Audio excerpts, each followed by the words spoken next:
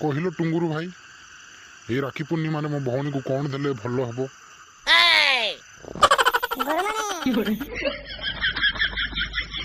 ହଇରେ ପୁଙ୍ଗୁରୁ, ଏତେ ସ୍ପିଡରେ କୁଆଡେ ଯାଉଛୁ ରେ?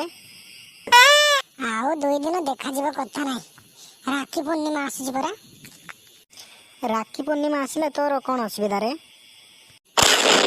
କୁହନି ମୋ ଭଉଣୀ ଜଣେ ଅଛି ଯେ 3ଟା ରାତିରେ ଉଠେଇକି ରାକ୍ଷୀ ବାନ୍ଧିକି ପଇସା ଦେ ହଉଥିବ। ଦେଇ ଦଉନୁ ରେ, ଆଉ ଭଉଣୀକୁ ନା ଦେଲେ କାହାକୁ ଦେବୁ ରେ? କୁହନି ସେ ଜଣେ ହେଲେ ସିନା, ଟୋଟାଲି ତ ଗାଁ ସାରା ଲୋକ ଆସିବେ। ମାମୁଁ ଝିଅ ବି ଲାଷ୍ଟକୁ ରାକ୍ଷୀ ବାନ୍ଧିବାକୁ ପଳେଇ ଆସିছে ପଇସା ପାଇଁ। କହିଲୁ ଏବେ ତ ପଇସା କିଛି ନାହିଁ।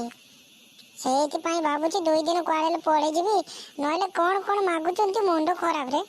କେତେ ଜଣ ତ ମୋବାଇଲ ବି ମାଗୁଛନ୍ତି, ଜାଣିଛ ନା ନାହିଁ? ଓହୋ।